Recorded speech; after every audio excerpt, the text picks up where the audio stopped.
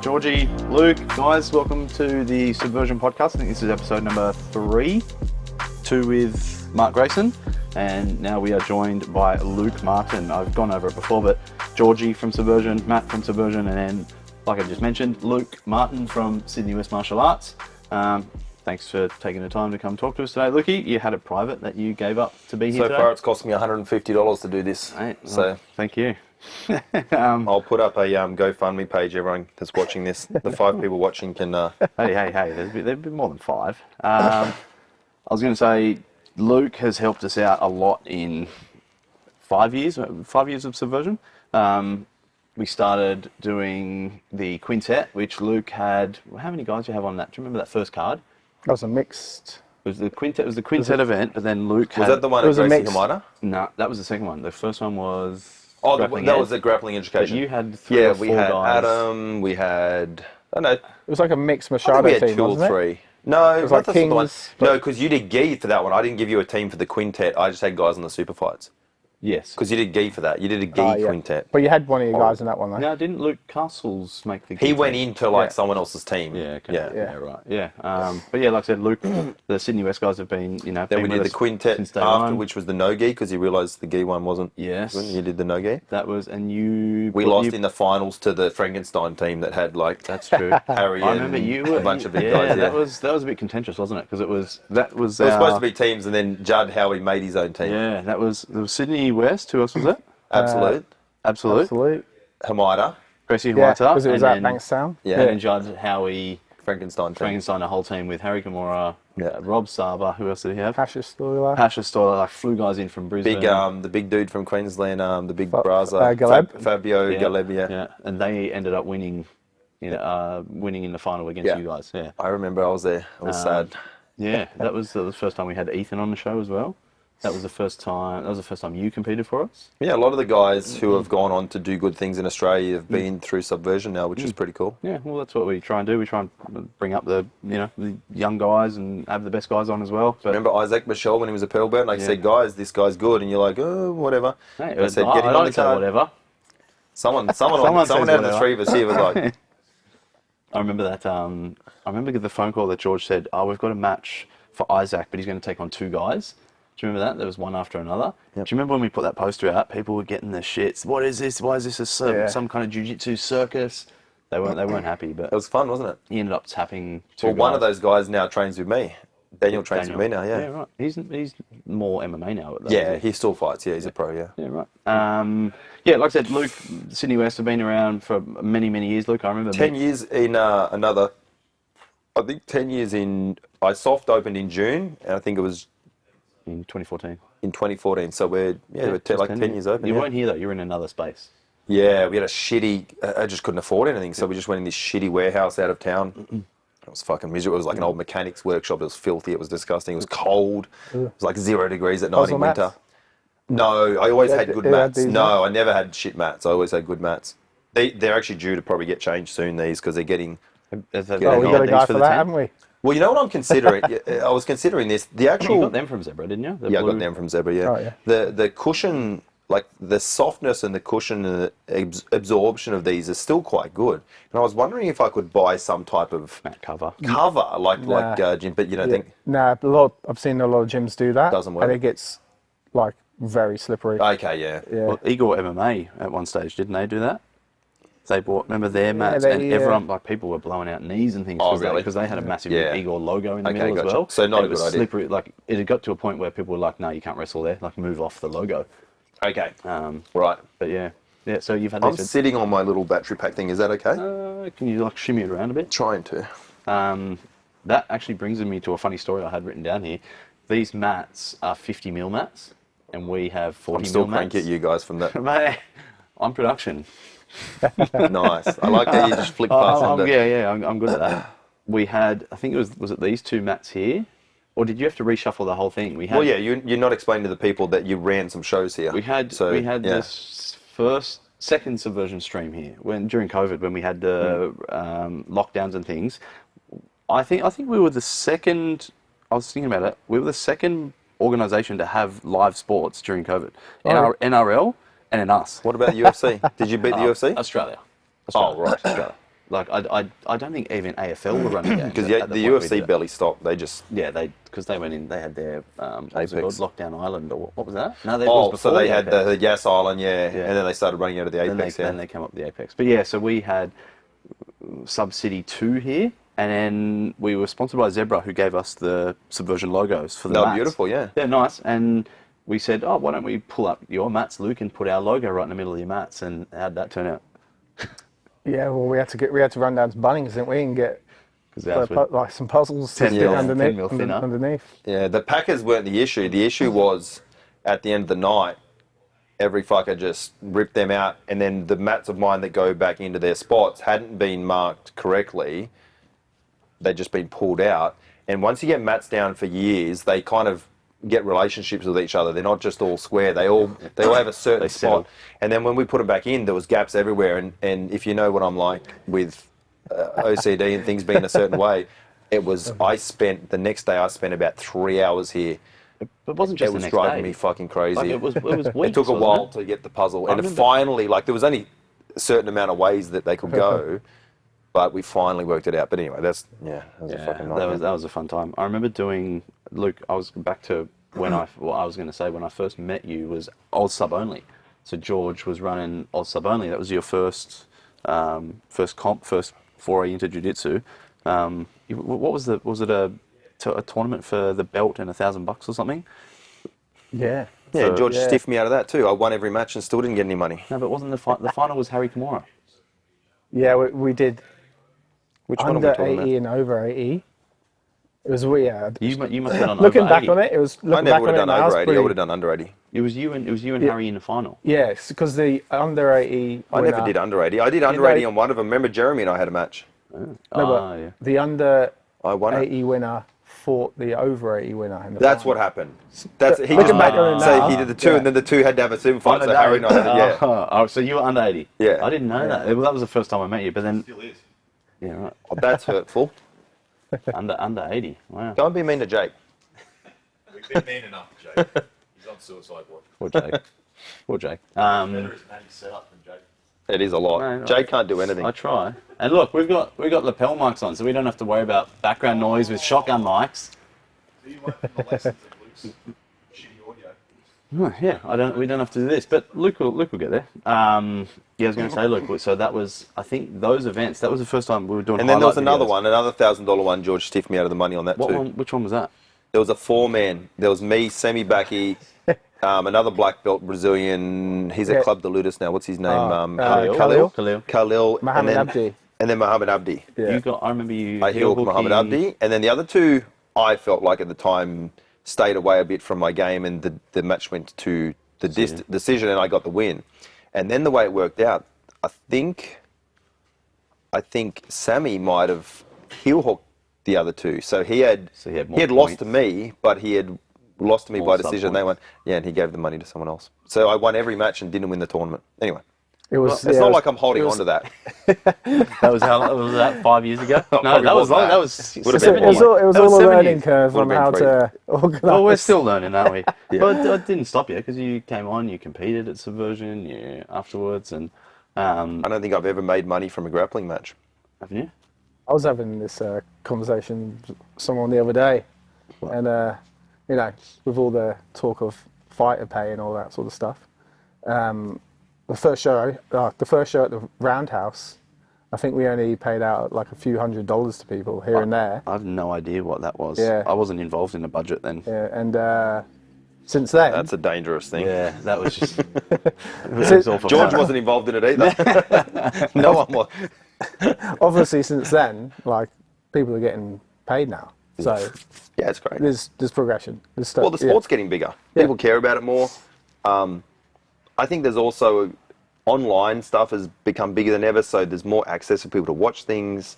There's Yeah. better quality audio and footage, and just everything's more easy to get out to people. But more people are into jiu-jitsu than ever, which is pretty cool. I saw. Did you see Craig post something this morning? They're paying. Is it 2,500 for everyone in ADCC? Is that what I saw? You didn't see that? Did you see that? I don't follow Craig Jones. Yeah, what was it? He put up So- like a Craig's been on train of getting people paid, Mo's come out and said that they're now giving people 2,500. Everyone that's in the Worlds will get a show. Where fee. did Mo say that? Was that what the boys were talking about before? Might have been a private call that someone's leaked. Yeah, Look, it's like here's a the problem with these WhatsApp type of things. group or something. It's like girls gossiping at a high school. There's a lot of things that get said that aren't true. Now, I'm not saying whatever's going on here is always not true, but there's been a lot of things throughout this said that are not true. So I think people just need to be careful what they listen to as well. Yeah, it'd be interesting. Yeah, to I see. don't know. Be interesting to I see. don't know. Well, But my thing's never been about that. ADCC is, and I don't want to make this about that. That's a whole separate contentious topic. But yeah, ADCC is the pinnacle and always has been. I was looking at the updated competitor lists the other day, and it's like still awesome. Like Oh, it's fucking still unbelievable. good. I saw You got to remember, there's 100 athletes at ADCC as well. It's 100 athletes. Ash So William posted something about it and said everyone's bleed a couple, but- pulling out, and he said no one's pulling out at 66. Well, you know why? Because the divisions it's too don't light. work for those guys. Is it under 80 over 80? Is that what it is? Same as George's thing, yeah. Yeah. Okay. Yeah. Right. Yeah. Some guys that they're in there and they have a chance.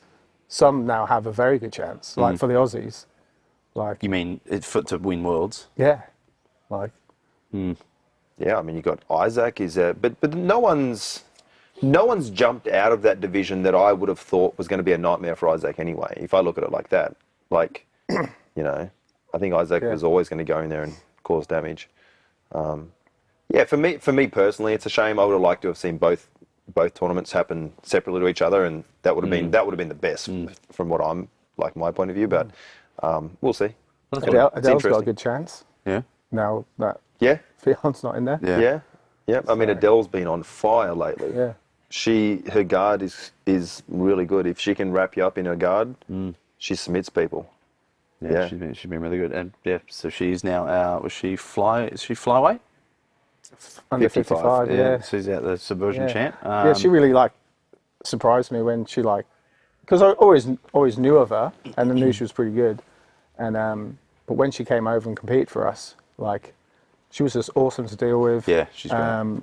She just knows how to work the get the promotion side of yeah things. get everything going So and she's drum up we were actually talking about, George and I were talking about, Luke, obviously we deal with some great people and then we deal with some average people, and George he said to me once, he said, who do you think's been the best to deal with? Like Adele, she's been super easy to deal with. Supo, he's the gold standard. If he says he's going to take a match, he'll take a match. If he'll agree to something like that, he's a pro, and that's who we love dealing with, don't we? Like guys like that. And I think Adele, she's kind of working a lot with Jake O'Driscoll, and I think he's on the ball a lot with that kind of stuff as well, with the management side of things. Yeah. So he's on top of it. Adele's on top of it. Peaches, I think he works with Peaches a lot. Peaches was great to deal with. Like those guys that want to be the professional. Obviously, you as well, Lukey, being having that full time professionalism. Do you know what I'm trying to say? No, I know what you're saying. I mean, I try to coach the guys not just in the jiu-jitsu side, but how you deal. Generally, personally, I prefer that the guys, not that I want any extra responsibility, but definitely with MMA I do this, where I have the promoters deal with me. Yeah. Not because I want to have to deal with that, but dealing with athletes directly from a promotion, there can be nearly a conflict of interest because, especially with fighters can get offered any fucking fight, and most of them will be like, yeah, all right. Most of them. There's definitely ones that pick. Well, they're just savages, and they just think they can beat everybody. Yeah. But there's sometimes where it's like, does that make sense? Or does this timing make sense? Like, they'll get a call and go, there's a fight in 2 weeks, Oh, yeah, I'm 15 kilos overweight, and it's against some guy who's a champion. Yeah, we'll take it. So I try to do that. I would prefer promoters deal with me because I can also shortcut any of the mistakes that have been made over the years and just not have them have to make those mistakes. Yeah, that makes sense. I don't take any money from them for that, but I think that works better in our situation. A lot of the athletes don't have a coach they could rely on for that type of thing. Yeah. So I personally, it normally gets to a point where because it gets to a point where the athlete doesn't want to cause trouble with the promoter, not trouble, but if there's we had a disagreement on something, and I'm more than happy just to talk to people and go, here's my thought. It's not about being an asshole. It's just here's the view. Explain to me your view and where can we meet? Because whereas the athletes, it can be hard, and Yeah, that's You know, true. someone like Dave, they barely went to school. And they kind of feel like they kind of just have to go along just to... Well, they don't want to, especially if they want to have a relationship going forwards. And obviously everybody wants to have an amicable relationship. Then you see people on the other side of the coin who are like notoriously difficult to deal with. They think they're Conor McGregor and they think they're some type of star. And it's like, man, I mean... We've had that before, haven't we, with some blue belts that are... I mean, think about it. Like I just said, calling the I haven't shots been and- paid for a jiu-jitsu match. And I'm like a reasonable black belt. I've never got paid for a jiu-jitsu match. So I think maybe if you came into this game now and you just like, oh, there's just money there, I'll grab some money off the money tree. Then you got to be reasonable. You got to think, what are you providing for them? Do people actually want to watch you? Do you have a following? Like all these things. That's like that was also interesting. Like you said, how professional Adele was. She's also really switched on in like the promotion side of things and who does what numbers. Like I remember her saying they were assessing views on social media and you know who brings in more views. Do I bring in more views? They might like valuing herself based on things like that. Those kind of metrics as well. Not just her performance, but also you know how many views she might get or how many views Supo might garner or you know. I still get my YouTube page.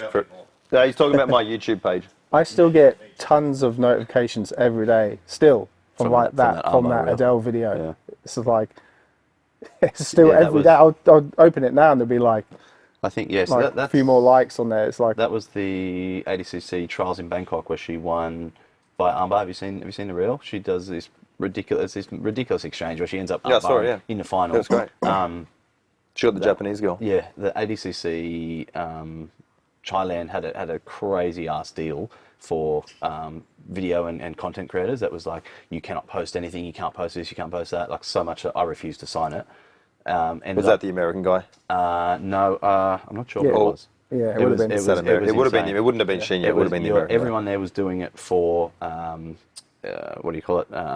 I wonder if Allianz signed that deal or they had free range. I'm assuming they must have been able to do whatever they wanted, but it was the most restrictive contract I've ever seen. Do it? I didn't sign it. And they still let you do the media pass? Well, I somehow got in there and started filming. Yeah. And I messaged after I caught that footage of Adele getting that sub, and I messaged our contact at Flow, who you guys know, and I told him, and he goes, "Mate, fucking post it and tag us. Like he's for growing the sport. He's not for you know." But yeah, like I said, having managers like you guys and like Jake with Adele, like it brings a level of professionalism to the show and it's good to jiu-jitsu in general, I guess, in Australia. So moving on to that, with that, you announced yesterday Supo versus. Just go watch my YouTube video on Sydney West Martial Arts YouTube. Like and subscribe. So, tell us that story. Jake is Supo's video guy? He was supposed to put a video out or something? Yeah, well, because Supo has HPU YouTube, and they're doing great stuff, and Jake's his guy. But I had obviously insider knowledge because only Supo and I knew about this, and you kept it from him too. Yeah, I thought mainly him. Okay.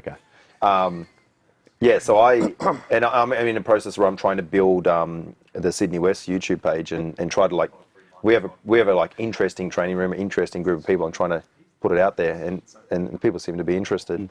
And I was like, obviously this is massive, absolutely massive. And so I just thought of a thumbnail and I sent it to Supo and I said, "Here's my thumbnail." I said, "Can we make the interview happen tomorrow?" He's like, "Yep." Once it we filmed it before it had come out. Insider trading. Mate, it's a promotion game. Sounds like loser talk to me. I'm Nancy Pelosi. I'm just really good at timing the market. It's true. You capitalised when it needed to happen, and now you're paying the rewards. Yeah, if I just say things at night and my husband makes some big trades, your 23 cents of ad share rev goes to good spend. I'm still not even monetized, so I get zero. Not even capitalising on views. Maybe you might be monetized. By the time I monetize that video, I have 100,000 views. Mr. Beast will be in my inbox. It's funny you say that. I had that. I had something go. I'm at 5.7 million on a video, and I wasn't monetized. That's fucking stupid. Big day out on. Yeah, George just seen it. They made the Channel V website and everything. Anyway, but yeah, that match. It's in what? Is it 10 days? 8 days. It's hard because you quote American dates, or so for the Australians watching, it'll be So today is Wednesday. Friday week, it'll be on in the morning. So it's a bit over a week. Where is it? Is it Houston? Austin, Texas. We'll be traveling over on Monday, which is just a huge trip. I kind of like... So what is it? Sydney to LA, LA to... Yeah, there's a few ways you can go about it. That's the best one, I think, because it breaks it up a little better. You do like a bit over 13 to LA, and then you jump another 3 and a bit to Austin. You can also go through San Francisco. You can also go through Fort Worth in Texas. But either way, they become really big initial... No, there's no direct. So they all become really big initial legs of like 15, 16 hours, and then a smaller tag on the end. Yeah, okay. But I feel like spending like nearly 24 hours on a plane is rough. So we're going to go through LA. But we're going to leave on Monday, get over there, get a few training sessions in, and then go at it. Where are you going to... Yeah, we're going to train we're now. going to train, because you were training with them, right? So obviously... Suppo, if we don't see Catch you, ya. mate, good luck, all the best. See you, boys. Jake, if you want any tips on YouTube, just send me an email. Yeah, so where are you training? Because you were training with the guys and Gordon, right? Yeah, so we normally train at New Wave, and that was actually the first thing when this match got presented to Supo. The first thing I said to him was, okay, obviously it's a no-brainer for us as long as you want it. And he's like, fuck yeah, I want it. I'm like, okay, well the next step is I need to contact John because I want to make sure there's no, because the way you know how matches get worked, like the promoter from who's number one reaches out to different people, like they might not have even known whether Supo was a name, like he might have been just collecting names and then going to him. What I didn't want is them to get sideswiped by one of my guys and then go, you know, we're like somewhat affiliated, and then why are they taking a match? So immediately I got on to John and said, here's what it is. We've been offered this. We haven't accepted anything. I wanted to talk to you first. What are your thoughts? And he said, I'm going to talk to Gordon. I'll get back to you. And he said... Also, they didn't know about it. Well, John, you got to remember, John doesn't get told everything that comes across Gordon's plate, and you don't know when things get given to who. So he spoke with Gordon and came back and said, look, we'd love to have the match. We think it's good for Gordon, where he's trying to see whether he's fit enough to do ADCC because he's been really unwell. And so once John gave me the blessing, I was like, cool, let's do it. And because I just wanted there to be to know, the reason my gym has got to where it is and my progression is because of John accepting me in 2017 and treating me like part of the family, basically, for the following years. Because you've been flying over yearly, Since haven't you? 2017, yeah. And and then he comes out, now when he comes to Australia, he comes here, which is really cool. And so I wanted to make sure that was fine. But yeah, we normally go to Texas. We go nowhere else but New Wave. Obviously, we can't go, he's competing with Gordon, that just doesn't work. Mm-hmm. So... Get down to speed team, that's pretty good. Yeah. So I spoke to... so Supo follows William Tackett. Oh, William Tackett follows him. They follow each other. And Isaac trains out of there as well when he's over there. Yeah, it's in Austin. So we knew... I had the contact with Isaac, but trying to talk to Isaac is like nearly impossible. Yeah. So Supo just directly contacted Tackett and just said, look, man, we're going to be over in Austin. Could we come and train at the gym? And he's like, yeah, sure. So we'll, it'll be weird being in Texas and not be training at New Wave, but it's just how it is. We got some big boys there? A couple of big boys? We're not going in looking for training partners. A couple of days before the match, it's just ticking it over, getting work in. Like, well, Isaac will be there as well, yeah? Sorry? Well, Isaac will be there as well? No, he's back in New York now. Okay. So he won't be there. But even if it's just Supo and I moving around, it doesn't... Okay. At that stage in the camp, your work's done. Like, it's not... We're not... The last thing, really, I'm looking for is a big guy at a gym I don't know. Like, that's a good way. Like, I wouldn't do... You might just want to be a hero one day. Yeah, and just, that's like... Yeah, that's a good way to fuck everything up. So, really, like, we would only be training with people that we could trust. If the Tackett brothers want to train, that would be great because they're trustworthy. They're pros, they know what they're doing. So that's pretty cool. This would be Suppo's biggest match, obviously. I mean, it's the biggest match anyone can have. I don't know what's bigger, other than, I don't know, maybe the ADCC final. Like, I suppose if you have an ADCC final, that's the biggest match, no matter who it's against. But a match against Gordon is either on par with that or, it's pretty impressive. So it's for us, it was like it was an absolute no-brainer. Like, he's the number one heavyweight in our whole region, not just Australia. And you get an opportunity against the number one guy in the entire world. It's like... So, yeah, I think he posted a YouTube the other day, didn't he, of some, like, sparring footage? Who? Gordon. Oh, yeah. Yep. So he's He's back training. He's back. He looks like he's not in peak form yet. You know, he's still, because what he's got is shit. Like, what he's got is fucked. It's stomach issues. He can't eat, and he feels like he's going to vomit all day. Like, it would drive you crazy. I don't know how he does he it. still can't eat. No, but it seems to It's go just in gonna be- waves. yeah, Like, whatever it is, it seems to sometimes be really bad to the point where he's just in bed, and then other times where he can operate. So I assume he must be feeling a bit better, and he's like, obviously really wants to do ADCC, but he doesn't want to just go straight into ADCC untested. So, and he's always done this, and a lot of John's guys do this, and I try to get my guys to do it. Keep them busy leading up to these big things. Like, for a little while when I was maybe less experienced as a coach, I would try and put them in the garage and make sure they don't get dints in them.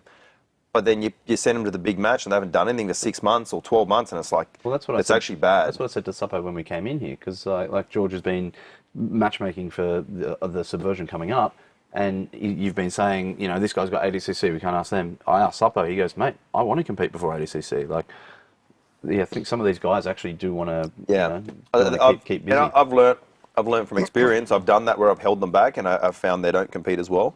And I think they're like a race car. They're designed to be on the track. They're not designed to be in a fucking garage.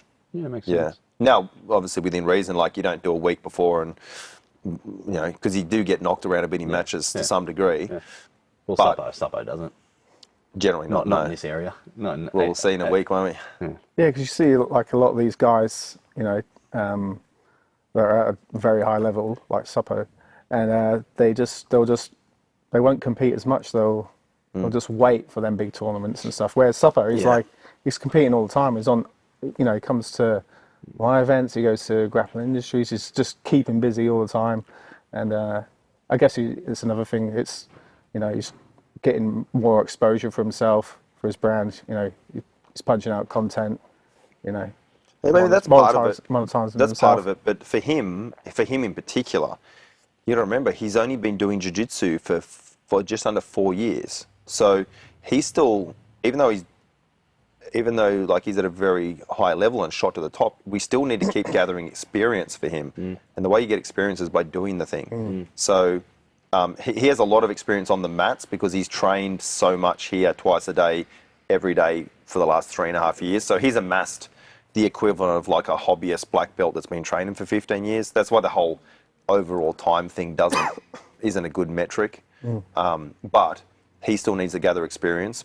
But you see these pros, the high level guys you're talking about, take these big time gaps, periods of no matches, and it generally doesn't lead to good things for them. They generally come back in looking a little shady.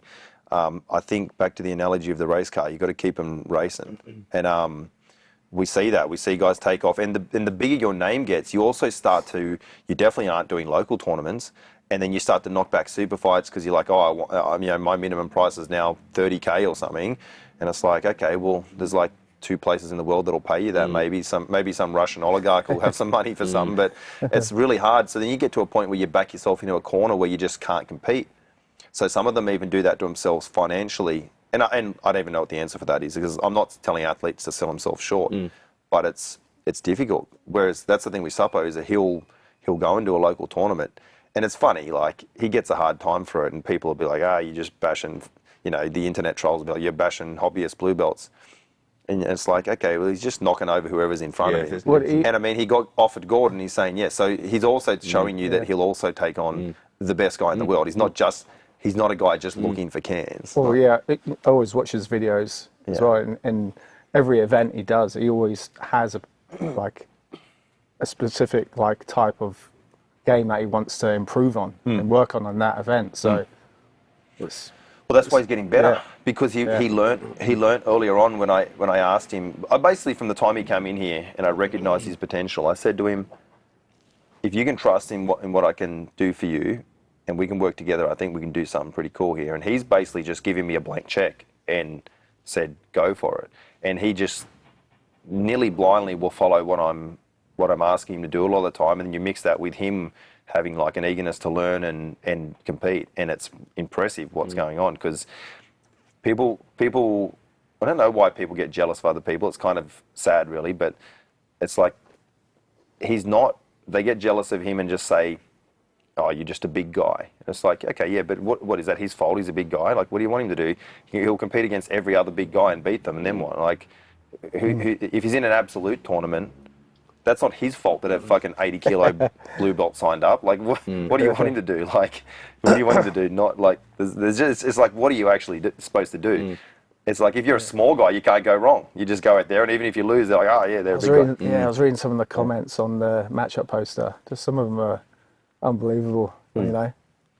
Even like someone just writing there, "Who is this tomato can?" Yeah. It's just like, what? And it's funny because I read, I generally try not to read comments, but then recently it's like I'm trying to get an insight into how people think about things.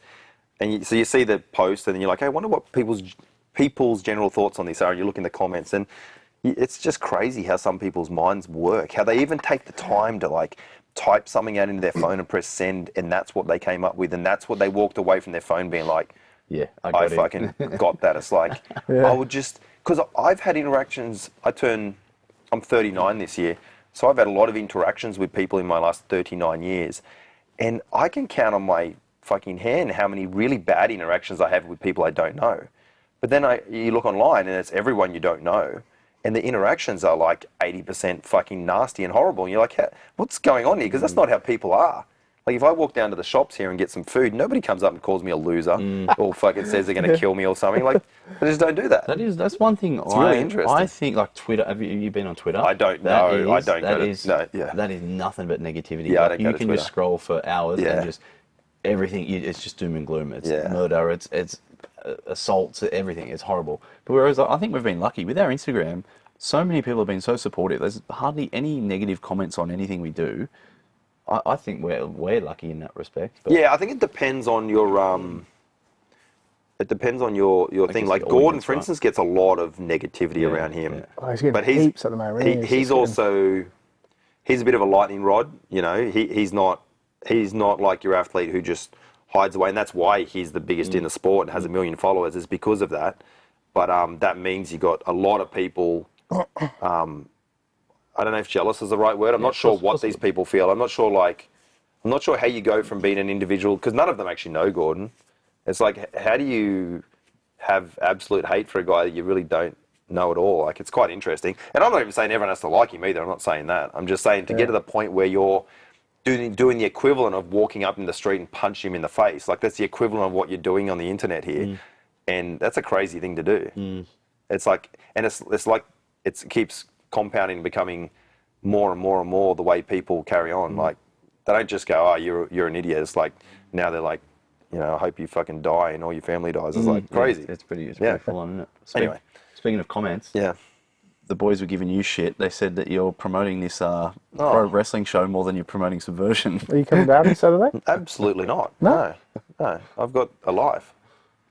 That was, for some reason, a pro wrestling show. Oh, I haven't, and I'm going this Saturday A night. pro wrestling show came up on my Facebook, and the poster was atrocious, and like it caught my eye because it was so bad. No, I agree, that's funny. Sonny Brown says bad marketing is marketing. Like, it catches your attention. That's something along those lines. Like, even though it's shit, it's there and it's got my attention. I've sent it to George. No, it definitely can get attention. Like Whether George- it's the attention that leads to what your Yes, desired I don't know outcome if they was. want ticket sales. The only person interested in going is George Hanlon. George has bought 2 tickets. Yeah. And me and him are going on Saturday. Crazy. So, and maybe Winston and who else? Dan's going to come, I So he's think. trying to get a whole group together. Yeah. So yeah, we're looking forward to that. There's nearly You anything. never know, you might pick up something there and you might use it in Subversion. You never there's know. nearly- That's you know how you say you're going to a gym. You might be able to take one tiny little thing from a session with a white belt that I never say that, but yeah. We might take that we referee and might just go. you know, Oh, yeah, they did this right. But yeah, there's a referee that somehow is a world champion. I don't know how that's going to be fun to. It's in some sort of weird scout hall or something weird, isn't it? It's gonna be an absolute laugh riot. It's gonna You're be. gonna miss I out. hope so. The last one I went to was Elvis. I like my family. I'm happy to spend time with them. Yeah, but this I like wrestling. But yeah, the last one I went to was Elvis Sinisic. But He did. but you guys are doing the equivalent of, if you like wrestling, it's like comparing it to jiu-jitsu. It's like me going and watching an IBJJ or AFBJJ white belt matches. Like, that doesn't make me happy watching that. And I really like jiu-jitsu. That's the equivalent of what you guys are doing. You're not going to WrestleMania. You're going to we're like not going to WrestleMania. We're going to. you're going to the white belt match. Yes. So why is that appealing to you guys? Just because of how bad it's going to be? I think that's what That's drew what it attention is. to Yeah. it initially. I like to laugh at it's, people. It's going to be a train wreck. So can you just sit in the front row and like openly laugh at everyone? Do they have other people doing that, or other people there because they're actually invested? I think they've got fans. I think they've got a few fans. Yeah. Like maybe 20, Yeah. 20 Oh or no, so. Someone one of the messaged boys from your messaged gym me from here and and said worked he with works with I'll kick him out. he works with the organizer. So Yeah. did you watch? There was a show on, might have been on Netflix, I think, and they followed like this indie wrestling. I think it was on Netflix, and they followed this indie wrestling. Was it a documentary? Or was it? Yeah, but it was like a 6-part series or something. I forget what it was called. It was actually kind of interesting. The wrestlers. States, yeah. What was it called? Yeah, it's like the There's third one tier down. called Heels. No, that wasn't it. It's like the third tier down. They're in like Iowa or something. Okay. I'm surprised you don't know. You mean like WWE, AEW, TNA? Was it AEW?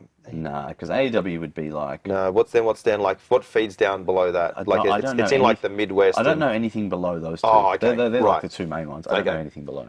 But it was actually interesting. But the wrestlers seemed like a lot of people with like mental health issues, and it was very interesting though. Well, they do take a lot of chair shots and I think it attracts people who have low IQ. Well, maybe just like I've never been to a wrestling show. it just so seemed to be I- people who had like a lot going on in their life. I'll and drop that a few was- points after I go. George Yeah. hasn't been to a pro wrestling show. I've been to an indie one, and they're pretty out there. They literally pick up trash cans and they'll hit each other over the head with that, and the crowd will go, yeah, like. Oh, you guys enjoy that? We got that wrestler who does that WWE style wrestling. Subversion coming up, Jordan Flam. So you matched Yeah. him against that dude Chris that I Barn. knew from. Chris Barn? Yeah, Chris is a smaller guy. Did he just tell you he'll take any weight? Because I'm kind of surprised. What weight? Jordan's 77. Okay. Yeah. Because I would put Chris at like 70 kilos. How do you know him? Yeah, he came out here and trained. He came yeah? from New Zealand and trained with us for a few weeks. Yeah, And okay. he hits me up in messages every now and again. And he's like, "What do I do to get on Subversion? Like, I've been messaging him. I'm not hearing back." And I said, "Look, it's not up to me who goes on the card." I said, "They're probably not going to want to pay for you to fly, mate. Like, if you want to come over and you tell them that you're going to be free of charge, maybe they use you as a option against a local guy, because a lot of the matches have been done like local guys, as you know." Yeah. And I think I mentioned it to you in Thailand, and then next thing you sorted him out, so that was pretty cool. Yeah, He's a cool guy. For those who didn't know, there was a guy in New Zealand, Chris Spahn, is that his name? Span, S-P-A-H-N or something, yeah. Is he German? Yeah, he's German, yeah. German, Australian. Kiwi, but yeah. Yeah, the German New Zealand guy, and he was hitting us up on Insta. But there's so many people that message, oh, you got to check this person out. You got to check this person out. Obviously, it's hard to vet them. But then he started making reels. He got all his mates to like flood our socials once, and George just ignores it. I'm like, look, we got to do something. I was watching him. I was having a look. And then ignoring. And anyway, Luke mentioned him, and I said, like, we should do something. Like, if someone's that keen to get on, like, we should get them on. Like, yeah. Anyway, I mean, you've had worse. Trust me, you've had worse people on. Yeah. Trust me, Yeah. you've had worse people on. But yeah, so George organised a match with him, and Jordan Flam. I mean, Jordan's always fun. He's just a crazy guy. Yeah. We haven't told anyone that yet, but now we've told everyone. Yeah. That's not going to ruin the show, is No, it? it's not going to. But George likes to keep it under wraps. Yeah, What he's else- had what a else can I couple of ruin? good. Has he made the Has he fell short from the final twice maybe Chris. at the qualifiers? Jordan. Yeah. But he's I done. know once. I think Axel beat him did he? once, and Oh yeah. And then he got DQ'd the last one. He did Because get I DQ'd. don't know if he reaped or if he went for a Yeah. heel hook. But he finishes all of his matches. He just goes. he's exciting. Yeah. hey, I noticed you didn't do gi qualifiers this time. That's weird. We haven't done gi qualifiers for the last He two. did. No, he did on the last one, and No, no he one No, not registered. the I'm last pretty one. sure. Last one was all no gi. Or was the girl one no one registered for? Yeah. No, it was the girl one. You put on girl ones, and there was just 2 girls went straight final. Yeah. Yeah. It's And always, then No, one- 2 and then- lots of girls went straight final, right? Yes. Yeah. The one before and then the one before that. Yeah. The one that just gone. What was that? Rain. 2 girls straight final. Girl got injured in the 2 weeks after. 2 weeks. You didn't even- you had so one she girl. didn't- So we ended up getting her teammate in. I think, didn't we? That was Jade, and yeah. I think did Rebecca take the Yeah. match? Yeah. Rebecca Yeah. She jumps ended in. up having to get her teammate in last minute because she was injured. But yeah. So What are do you guys have a metric to see? Like, do people want to watch gi matches?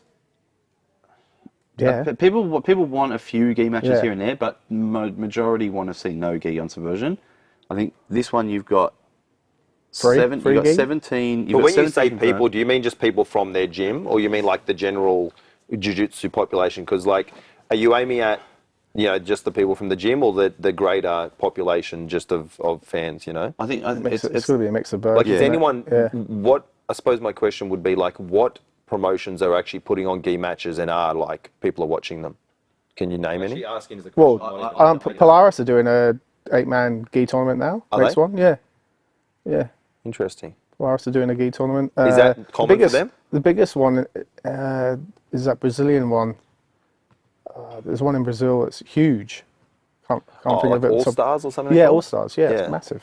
Yeah, well, the Doesn't- gi's very popular in Brazil. Yeah. I don't think the gi's popular outside of Brazil. Oh, of course it is. Yeah, it's reckon? still. You can see now it's like there's two sports now really. It's like gi and submission grappling. No, It's yeah, like- yeah. I'm not saying that. I'm Yeah. saying as far as what people want to watch. Yeah.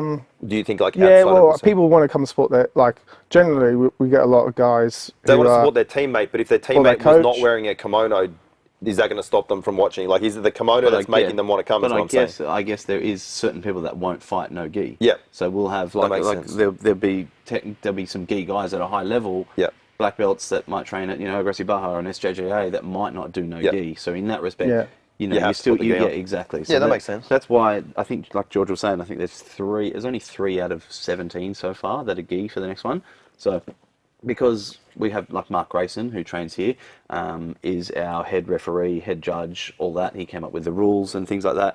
Do you remember he sent us a breakdown after? Yeah. Well, he sharpened them up. He for us, sharpened, didn't them up immensely. Oh, George, you didn't have rules before, don't you, Troy? He wrote this complete breakdown of like you had 20 matches. Say this was back maybe 4 shows ago. 10 were gi, 10 were no gi.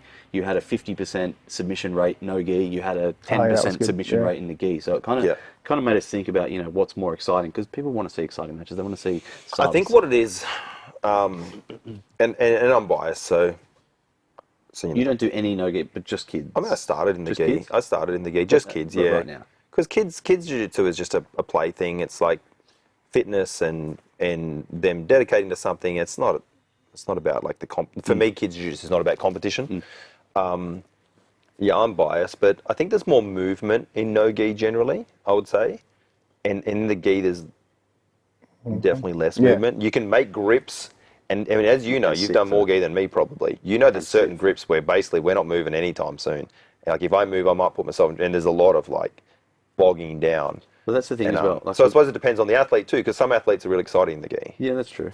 we had all subs in the gi last event, didn't we? Yeah, true. Yeah. Was there only 2? Might have been 2 or 3, and they were all subs, which was good. You just got to make mismatches in the gi. That's all you need to do. We That's had easy. Lucas Lacerda. He got a nice sub from Life BJJ. He's coming back. Yeah. I I had a match with him.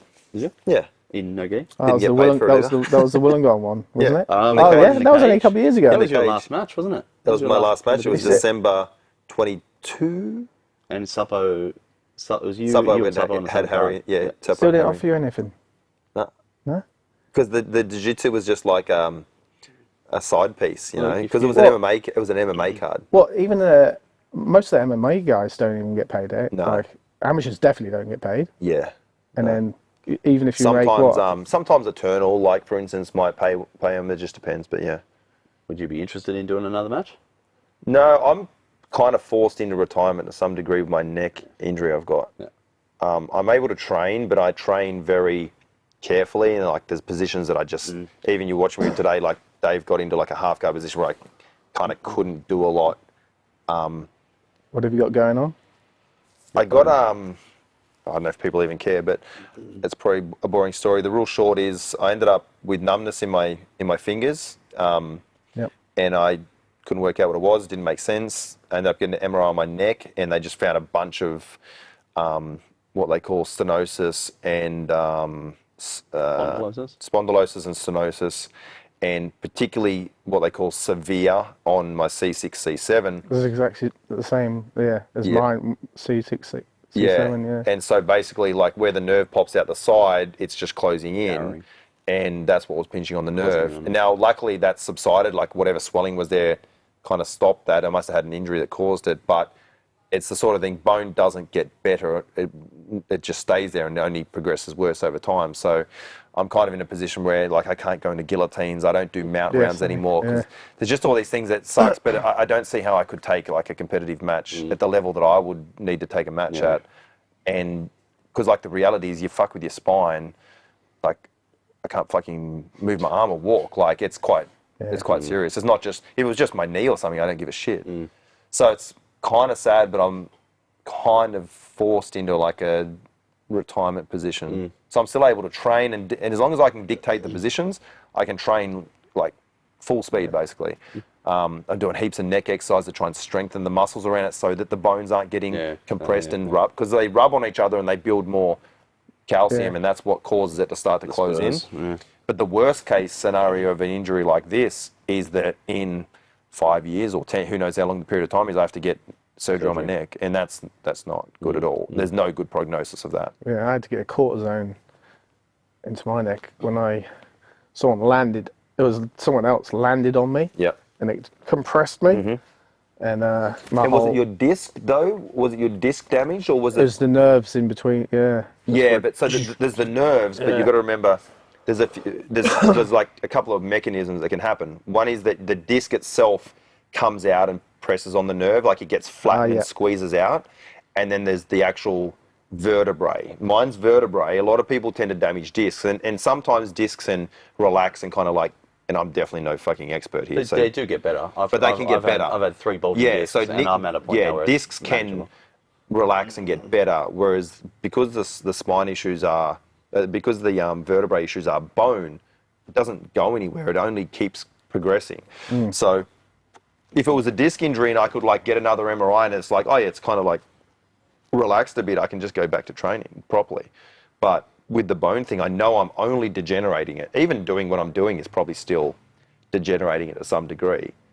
But I think I'd go crazy if I wasn't training. Yeah, definitely. Yeah. So I'm not ready to become Danaher yet and like be on the sideline completely. So staying coach and manager for... Unfortunately, yeah, I love training. I train every day. But for me to take a match against someone and like, how could I go into a match and be like, there's so many things I can't do. Like I won't wrestle up from bottom position because my head goes in front of my hips. And when we're doing standing position, I can go really hard, but I can't shoot on the legs. If I run my head into their hip, that's going to fuck me. Like, so I just, you know, I don't know. No, that makes sense. Yeah, unfortunately. So that might have been my last match. Yeah, right.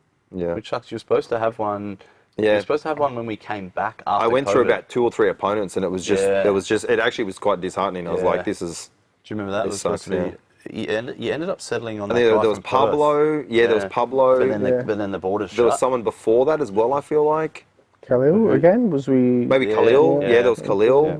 Pablo, and I feel like, for some reason, I feel like there was another one, but it just never happened, So.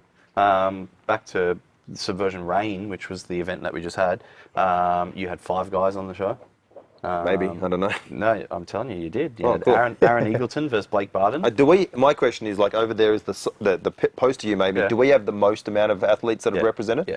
Cool. That's cool. I think at the moment, before Reign, you were at 50, but that might have even been before Ascension. I haven't updated my stats, but I would say you'd be at. There's also a couple that weren't on there. 5. If you remember when you had the live event here and you did the qualifiers in the morning, you had Dave on there against the German, but you didn't do posters for that. Oh, yeah. So you actually have more athletes that had that were on, because you had Dave against that German. No, okay. So yes, so he's in the stats, but he's not in the poster. Gotcha, because there was no poster for that. Yes, there wasn't. You're right. Because remember they were done in the morning and then the match that was right. happened. Because recently we've been doing them 2 weeks before now to give me a bit more time to make posters and do some promo work. But yeah, you're right. The streams we set up the morning. The boys competed in the morning and then came back in the evening. Didn't they? Yeah, you're right. Yeah, so you're top with over 50. I think next is Gracie Humaita, but that's, Oh, as an that's association. Balmain. Yeah, that's Balmain. That's but not Grange. What's the next gym? Like, I'm saying, I've got it here. I would say off the top of my head, would it be Grappling Ed maybe? Yeah, that'd make sense. Let me have a look. I'll just open up the spreadsheet. That'd make sense. SWMA with 50, but like I said, that's not current as of the last 2 events. Yeah. Gracie Humaita. Sorry, Legacy. Oh, okay. So they had 32, and then Grappling Education with 31. Oh.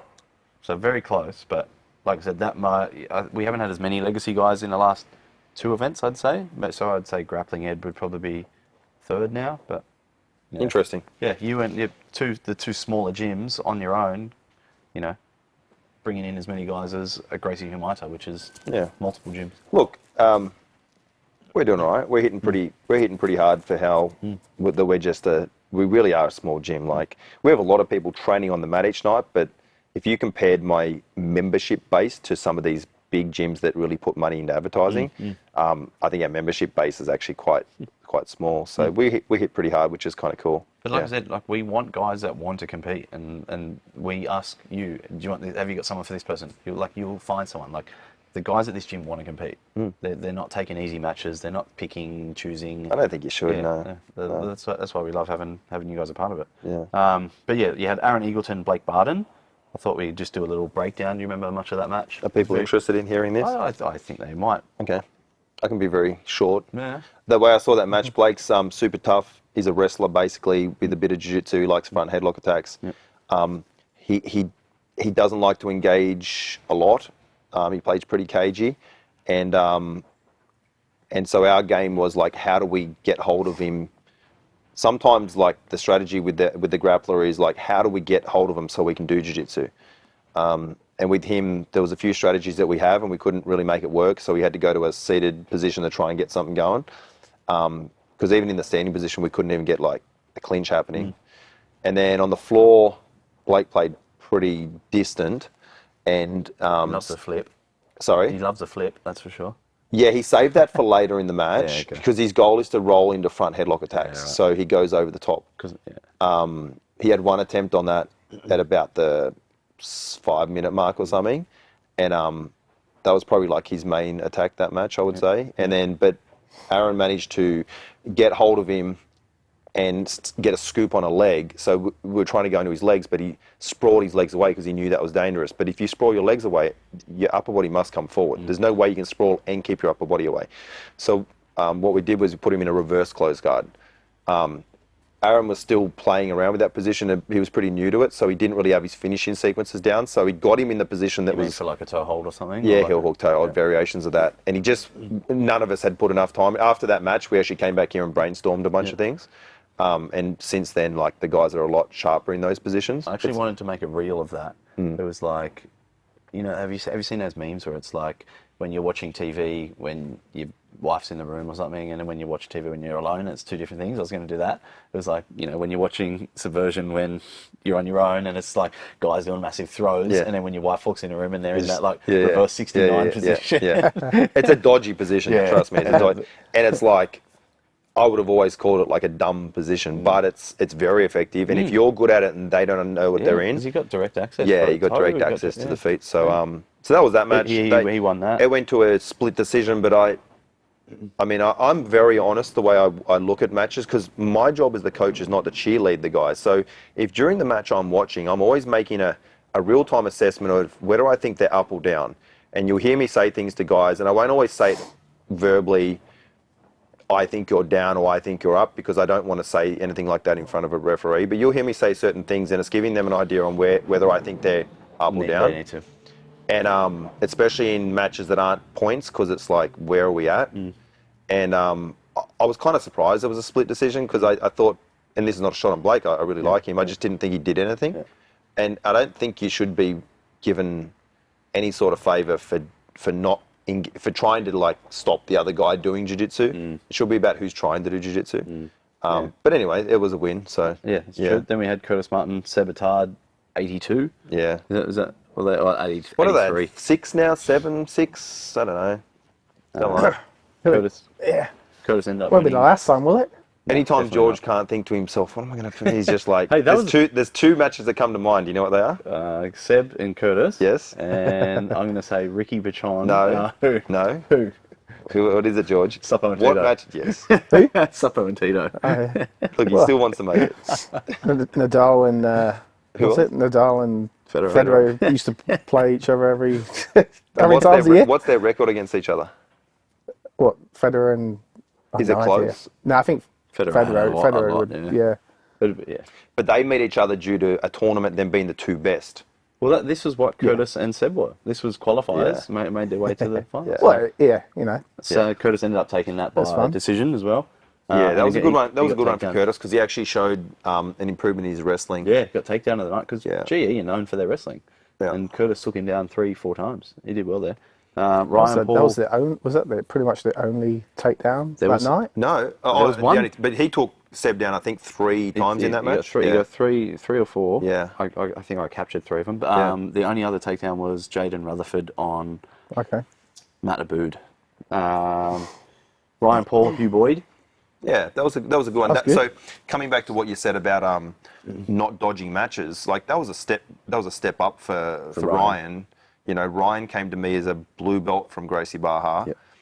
And he's been with me for a couple of years now, and we've really put some. What do you smile at? I got in shit for that. Do you remember when we put that poster out? Yeah. Luke rang me and it's like, "What the fuck is this poster?" Like, because I used a photo of him He had a in Gracie a Barra GB rash Rashi from 3 years ago. He's like, no one can tell. I'm like, anyone that knows can tell. He's like, "What the fuck is this?" And I went, "What?" He goes, "This poster, this picture. It's like 4 years old. Gracie Barra, Rashi's with me." Yeah. I'm like, "Oh, that was me." He's like, "I expected more from you, matey. Yeah. Can I send you I a was photo blaming now?" George, and he's like, it's me. Can I send you a photo now? I was like, Yeah, that was nice of you to yeah. fix it. So me.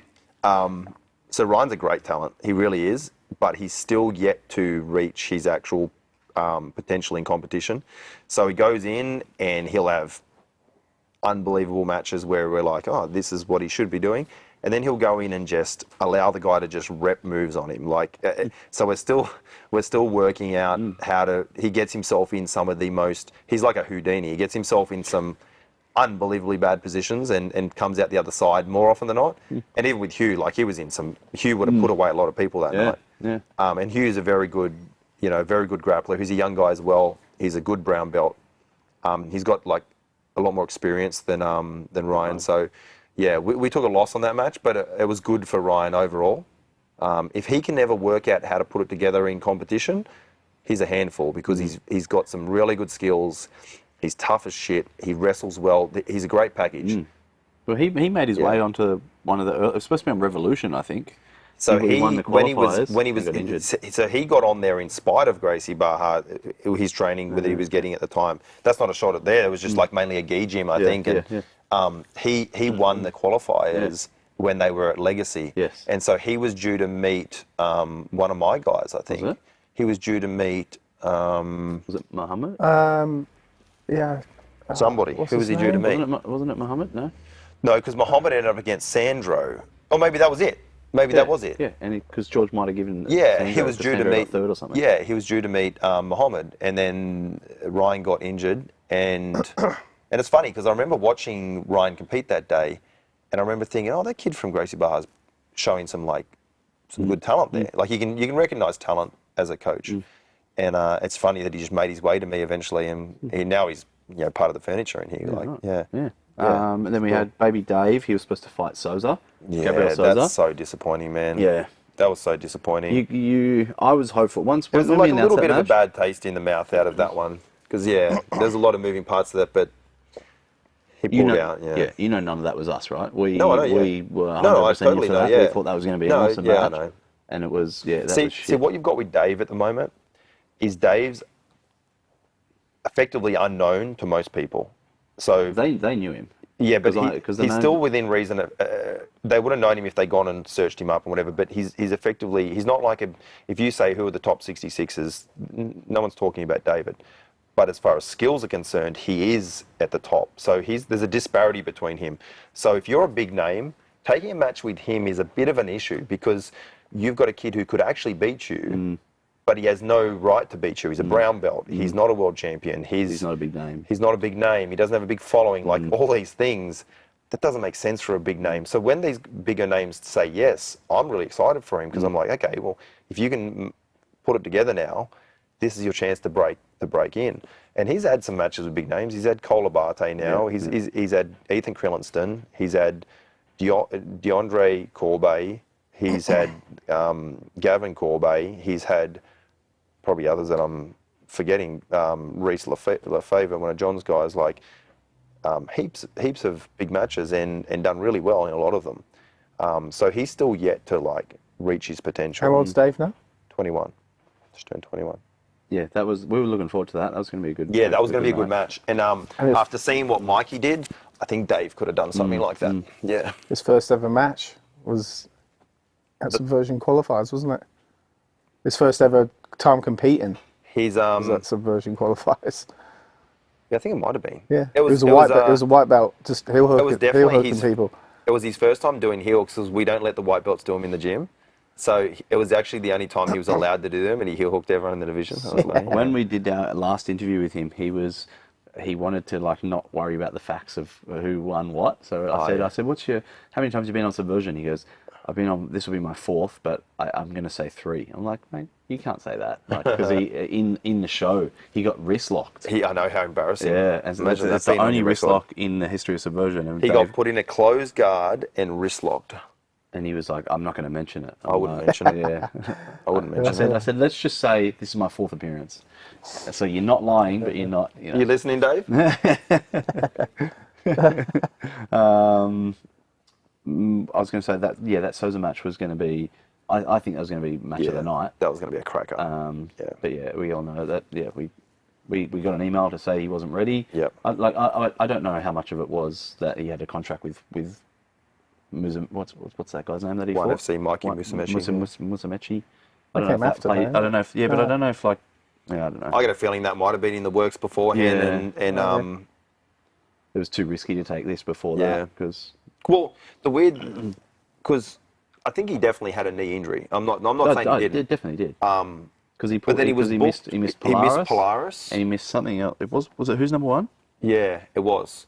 It must He have been missed who's 3. number 1 Polaris, and then we were But the he third. stayed in on ours, and that's why, like, when the knee injury and he pulled the other ones, I was like, I think I said to you guys, Because is you this were thing gonna sending. happen? I think you were sending me things saying. I was like, yeah. I've got a feeling this thing's not happening. But we kept getting messages Yeah. saying that he's in And that- physio. He's had surgery. And that's why I didn't understand why they stayed in on it, knowing it probably wasn't. And that's why I thought maybe what happened is the ONE FC thing came in, and then they're like, oh, well, Yeah. we're doing that. Yeah. But whatever, you know. But it didn't happen. No one's obliged to take a match. No, of course not. But yeah, it just would have been a good opportunity for It Dave. would have been, and it would have been a hell of a match too. It would have been great. And he ended up getting peaches. Yeah, so, yeah, Josh Sultan stepped in on, what, a couple of weeks' Yeah, notice, two a week or weeks so? notice, 3 weeks notice, something. Yeah, and he's a guy who's always around in the division at 66 at trials, and he's known as being a tough match because he's hard to get Very hold hard to of, submit to, and isn't he? he's got short limbs, and it's like a difficult match. So it was an interesting prospect for us because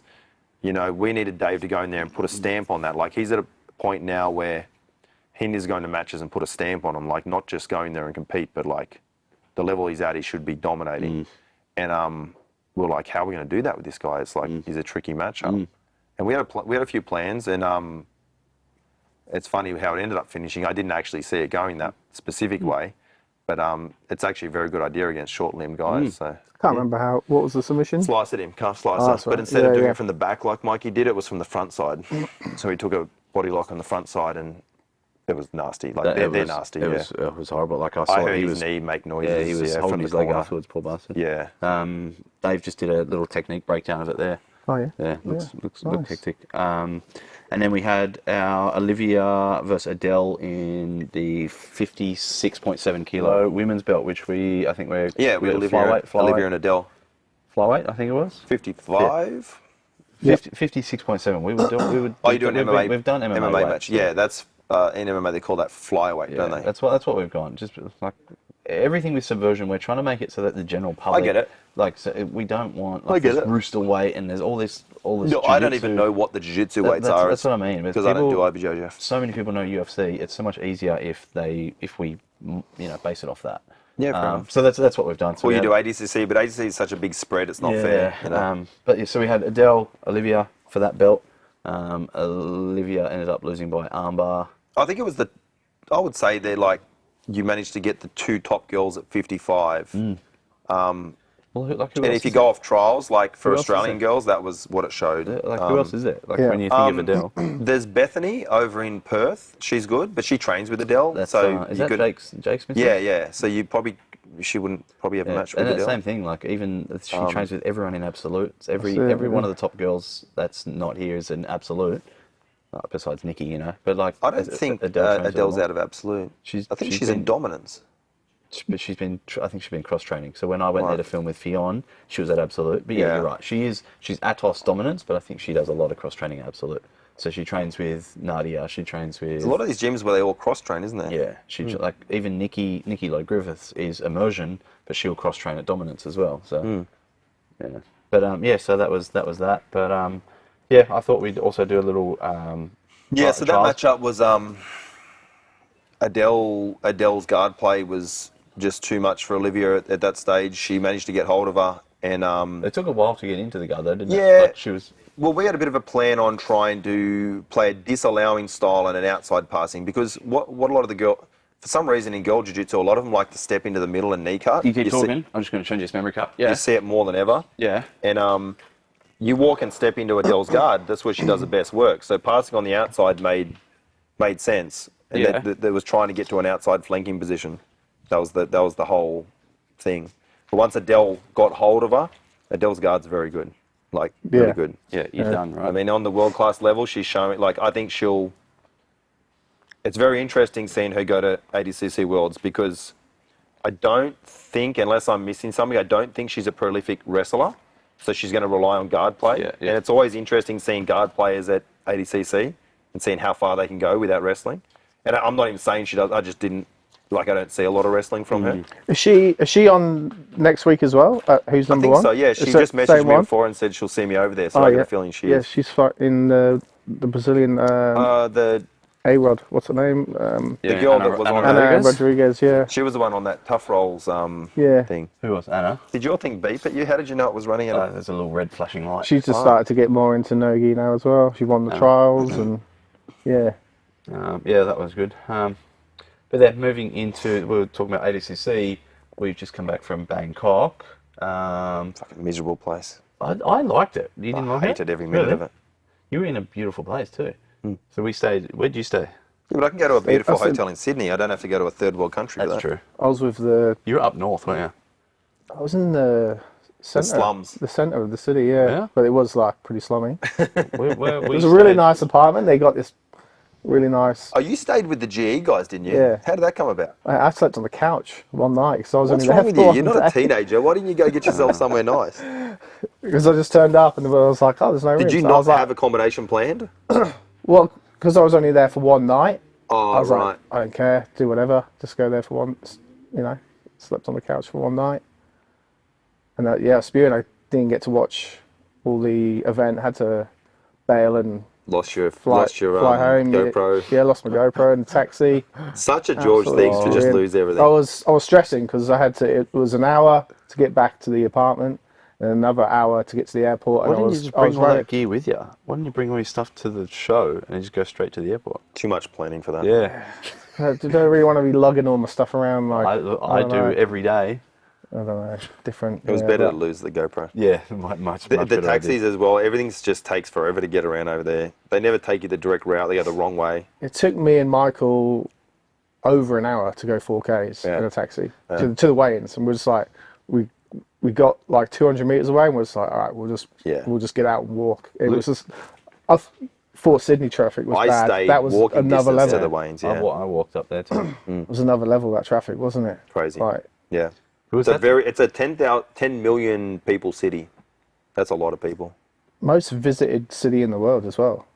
I read Felt that way. it. I Yeah. don't know if I told you, I turned up, so I brought my missus and the baby.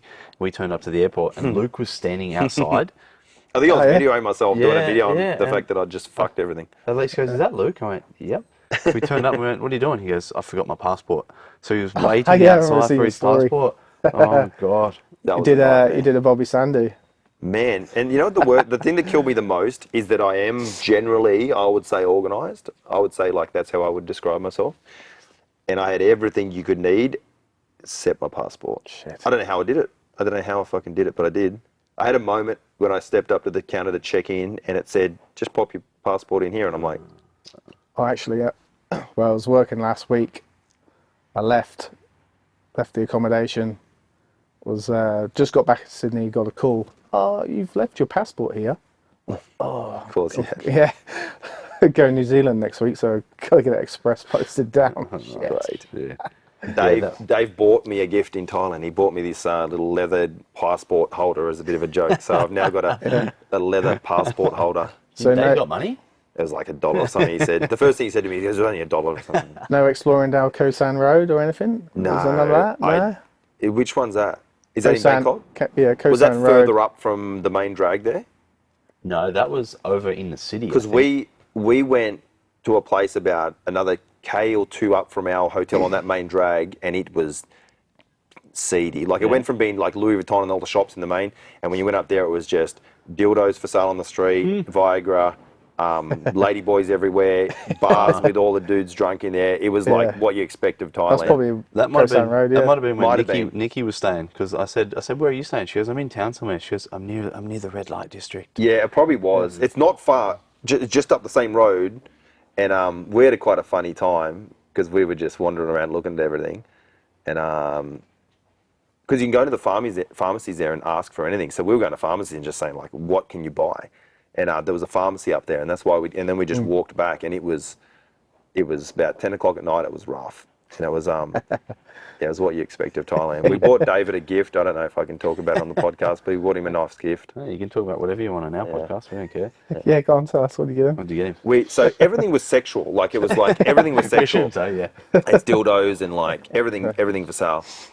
And we have a bit of a game deal where we buy embarrassing things for each other, and the other person has to accept the gift and use it. That's the rule. So it started out with like t-shirts, and he'd like buy me a Is this just between pride you and shirt. him? Yeah. Yeah. And he'd be like, buy me a gay pride shirt or something, whatever, and you got to wear it, and it's like funny. Is that I Love Romania shirt? that Then you the had I once? Love Romania shirt. And then when we went to Singapore Trials, I went into this like wooden furniture shop and bought him this weird cow horse thing that was about this big, and I gave it to him. So now he had to bring that home. He had to carry it around everywhere, and bringing timber in from like a third world country is not easy. So customs fucked him. Like, he had to carry it on because he doesn't pay for any checked luggage, so he's got to carry it on the plane. It's really funny. So one of my main things I wanted to do over there was get him another wooden gift, you know, because I care for him.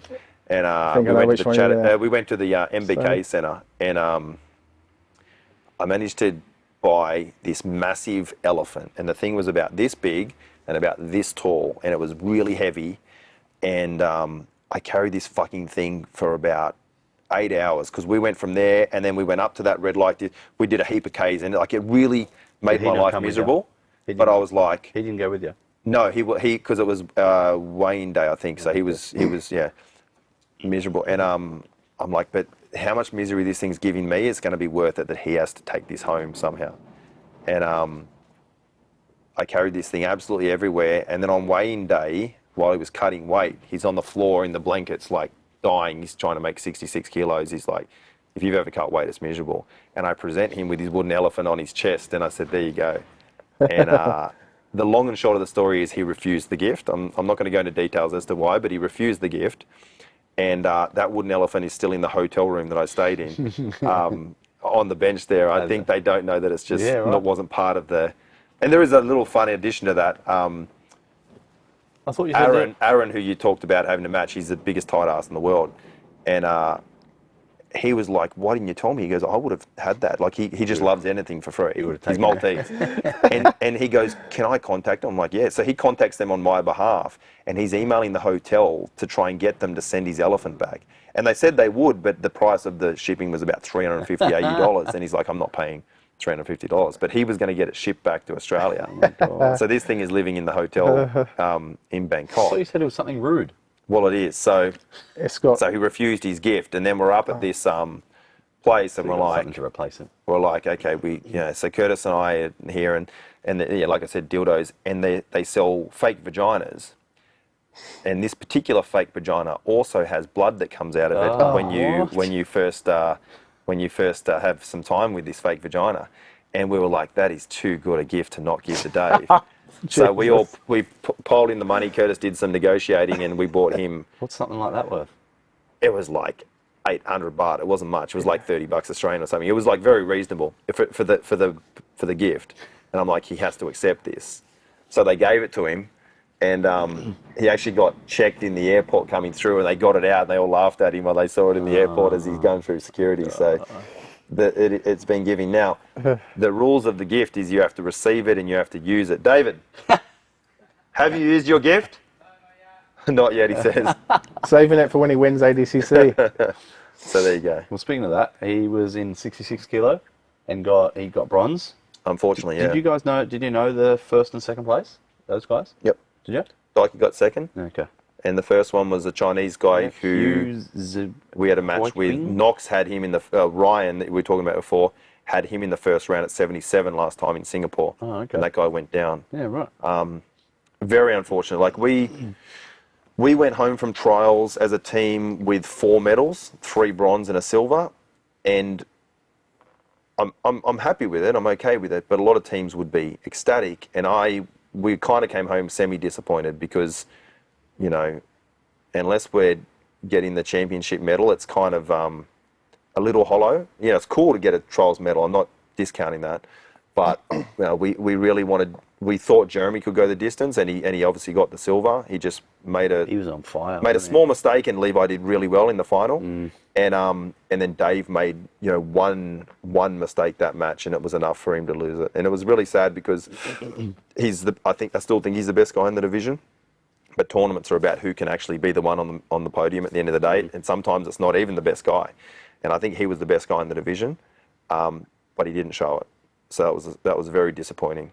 So he's now got 2 bronzes and a silver. He's still yet to get a. That day, I reckon Lucas Cannard and Adele, like their performances, and Jeremy up until the final as well. Like, Jeremy was. Their performances Jeremy kind of went old school great. and like leg locked everyone. Jeremy was. He was nuts. Yeah. Yeah, but yeah, you're right. Lucas Cannard, he had a great showing. Yep. Yeah. What did you guys think? Did you guys watch Bob and Lucas?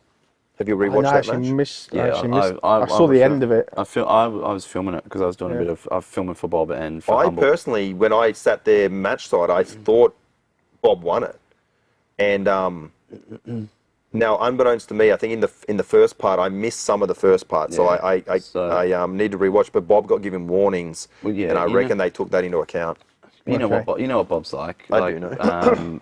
Mark Grayson, you know, spent weeks with him talking about the results of the Supo match, and you know, Yeah, he's a fierce competitor. He is. But even he, after that match, he come up to me and he said, "Yeah, I wasn't aggressive enough in the first half of the match." Yeah, I've never seen him. I spoke to him after, and I said, I actually said to him, I said, Bob, and I love Lucas. He's like Lucas is like I would class him as a friend. I really like Lucas, and but from what I saw, I was like, oh, I thought Bob got that, but I hadn't watched it enough to like really know. And I said to Bob, I thought you won that, and I was expecting Bob to like blow be up and say, flipping out and like fighting the referees, and he said, he's like, look, you know, it is what it is. He's like, I'm happy, my family is healthy. I'm like, that's a good attitude, but I'm not used to you like not flipping out and wanting to kill people. That's the thing. That's what he said to me. He said it's judged, the match is judged as a whole. Yeah. And I wasn't doing enough at the start, is what he said. So. Well, Lucas is very dangerous. Lucas's guard is really, really good, and I'm really fascinated to see him go to the World Championships. Did he win everything by submission, Lucas? Because the Bob match wasn't a submission. No, all the other ones were, weren't they? Yeah, so he beat the final was Will Diaz, and he won by heel hook.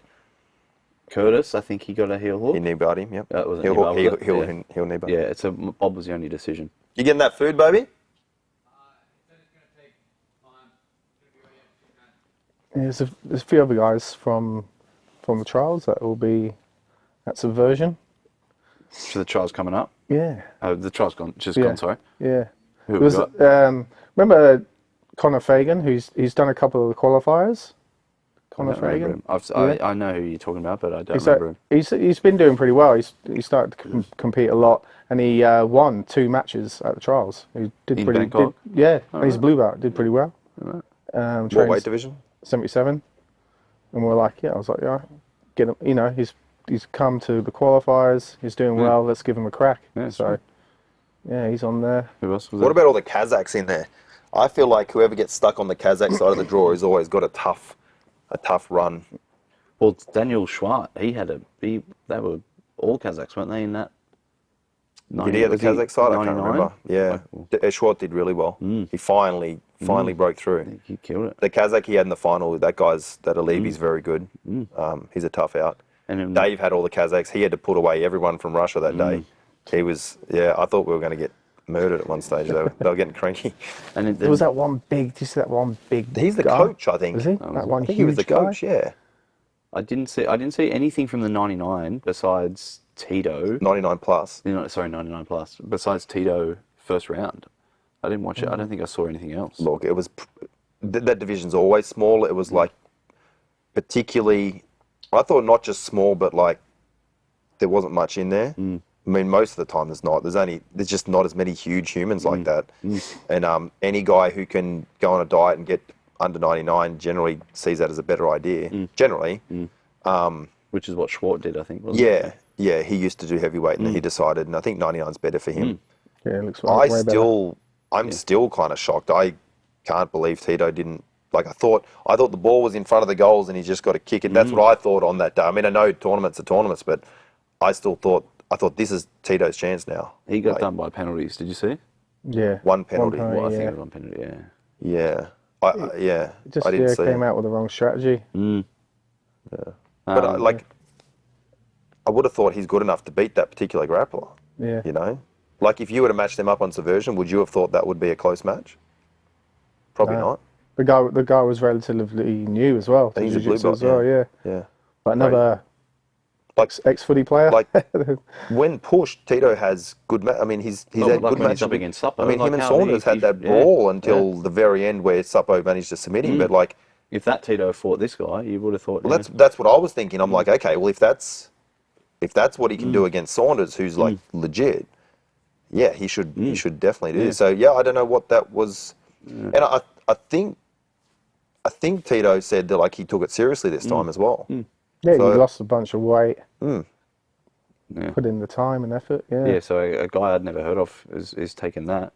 And then the women's, we had Adele. Like I said, Adele Gosh, was, killed it, was yeah. Nadia in that. Nadia was Olivia in that division. Yeah. Olivia took bronze. Yeah. Okay. She lost to the Japanese girl that Lost to Adele. lost to Adele, and that girl. So the Japanese in lighter weight divisions in freestyle wrestling have nearly the best team in the world, and in the women's wrestling, I think they do have the best team in the world. So the Japanese women wrestle really fucking well, and I don't know if that girl was on the wrestling team or whether she just like wrestles a lot, but she wasn't a jiu-jitsu player, she was a wrestler. Yeah. Okay. And Olivia is more of a wrestler, so she finally had a match where there was a girl she Could stand up with. could stand up with and then like actually couldn't just dictate in the wrestling. And Olivia actually, if you look at that girl's like wrestling ability, Olivia did really well. That girl got in on some shots that most people would have been on the mat with, but then with about 20 seconds to go, the girl just kept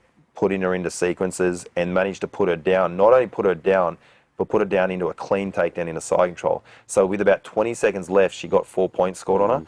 And at that point, it's like, okay, what are you going to do? You're going to submit him? Like, you've either got to score 4 back and then go to overtime. So it was unfortunate. That girl like was very solid in the wrestling, and it just meant that Olivia got knocked out in the semis, which was because we were really anticipating a rematch with Adele. Yeah. And yeah, so Olivia's made some really good progression since coming over to me a few years ago. So yeah, And she's not jiu-jitsu based now too, right? Yeah, she was focused a lot at MMA. Yeah, she's stopped she's MMA just now. BJJ. Yeah, and so she ended up having a match for third and winning that. So she you know, again, most people or most gyms would like sell their firstborn to get a trials medal. But for us, it's like, yeah, it's cool, but it's a bit empty because that wasn't the goal to go in there and get bronzes, you know. Yeah, fair enough. But it is what So it what is. was it again? 2 bronzes. 3 bronzes and a silver. bronzes and a Yeah. silver. Okay. Yeah, I mean we're collecting a lot of medals. Got the couple of ADCC belts up there from the Singapore trials. At the last 3 trials, because we've only had 3. Because remember we didn't get 2 during the COVID time. We only got the 1 in Sydney that you ran. So, you know, that day we took 3 medals, 2 golds and a silver. Then Singapore we took 2 golds and a bronze. Is that Curtis? No, it was Baby getting bronze that day because he lost to Ethan in the semis. Oh, that's right. And then we took 4. So I think we've taken 10 medals at the last 3 trials, which is pretty good. But Impressive. for me, it's like if we don't win everything, I feel a bit empty. It's difficult to be satisfied. Yeah, right. I don't know if that's healthy or not, but I guess it's. I don't know. I don't know. We had 65 kilo women. I think Nadia Franklin was probably the favourite, wasn't Yeah, she? Nadia was the favourite, and she was looking great that day. And And then then just kind of She got she got semi fumbled it in the girl armbarred her in the final. Yeah. Like, and I thought she was looking good against it. And I don't know. I feel like maybe Nadia's a better grappler out of those two. I could be. Well, I mean, they had the match and it didn't happen like that, but Nadia was looking great. Yeah. And then the 65 plus women was Nikki Lloyd Griffith. Yep. Subversion vet. She's been on twice. Yeah, I mean, she was that division was very small. The heavy boys division is small. think The she heavy had- girls had 5 in the division. I think she had one match and was into the final. No, she Nikki? 3 matches in total, Nikki? didn't she? Yeah. Sure? So let me think. No, yeah, I she thought would she have told me had she 2, had- I think. Oh, did she? Okay. Yeah. She would have had 2 because there was only 6 of them in the division. She Because there was felt like- 5 of them. Felt like the first. Forgot girl. that first girl. Because what happened and then, was and then there was Sonata. a weird thing that happened there. Oh yeah, you remember My- you told my me on the girl- day. Yeah. Baby. My girl was in there, and she had a bye in the first. Yeah. And Something with the weigh-ins, they bumped her. yeah, up so or Gase something? was doing under 65. Really? I didn't know this was possible, but if you don't attempt the weigh-in, you could go and say, I want to change my weight division Before you weighed in. before you weighed in. I And didn't then know. they'd move you up. You And can I do think that. maybe they might even fix this because like it's a bit It's a bit shit. shit to like, because I don't think any athlete realised you could change weight divisions that close to the tournament. I mean, you've run it. I don't know. Yeah. Yeah, Unheard I hadn't of to heard of me. it. And Yeah. so Gase didn't actually get on the scales. She wasn't going to make the weight, and they bumped her up to Plus 65. 65. So we woke up the next morning because they didn't even put the brackets out the day before. They put out the brackets a couple hours before the tournament, and we They put woke out up. at like 3 or 4 a.m., didn't they? Yeah, we woke up and then my girl went from having a bye in the first to having Gase, who's now like one of the top. She's got silver. It's like, what the fuck happened here? She's in another division. She did. sorry. I reckon well, though, didn't she? Yeah, Far out yeah, she they did had. well. So this girl I'm talking about, Rosabella, she's only 18. How old's Rosabella? She's only young, and she took it to Gase because Rosabella's a Fijian girl. She's physically the strongest girl I've ever experienced, and Gase is very strong too. So I don't know if Gase has like had other girls that are that physical. And when they matched up, it was really interesting because it was like you could see them clinch with each other, and probably neither had ever gone with another girl that strong. And they had a great wrestling match. They went at it, and I think because of Gase's weight cut, I felt she was getting a little tired as the match went on. I could be wrong, but it was looking good. And then they did a restart, and it really annoyed me actually. And this is not Gase's fault at all. She was just fighting, but they used some very inexperienced referees, some local Thais who knew nothing about ADCC, but they were just cheap. But you're talking about the one thing where they went on the border and So They what happened called is it they went body off to the edge, and the way ADCC works is you keep fighting until the referee says stop. When the referee says stop, whenever those words are said, that's a screenshot in the referee's mind of what the grapples are in, and no matter what they do after that, that's where you reset them. So what happened is he says stop, but he doesn't know what he's doing. So he says stop, and Gase has got unders like this, and then so she says stop, he says stop, my girl stops, and Gase goes like this, which of course, like you're just in the position you're going to do that. But his job as a referee was to recognise he said stop like this. So he restarts them, she's in a full body lock, and I'm saying to him, stop, stop, this is not right, stop. And the table of experienced judges, I don't know whether they were like sleeping on it for a sec, but they kind of missed it. Because if you actually watch the, even if you Slow watch the stream, footage back, yeah. you can see it was sad. They just allowed it to happen. And so Gase has got a fully, and Gase can wrestle. So as soon as it starts, she trips Rosabella down and scores on her, and scores 4, hits her into it because she's got a body lock. That was the end of the match. And it was a shame because I think Rosabella would have gone to the final. she was. Yeah. I know you keep your sessions locked down, but I was lucky enough to come in and have a little wrestle with you guys the day before. Oh, yeah, 2 you days wrestled with her, before. yeah. I wrestled her, and she Strong as shit, my right? rib. It's Yeah. been 8 weeks, and my rib is sore because she had me in a body lock, and she's like, "Are you okay?" I'm like, "Yeah, go as hard as you want." And she, You shouldn't say that, fucking though. died. She went Yeah. nuts. Crazy my strong. rib is still killing me.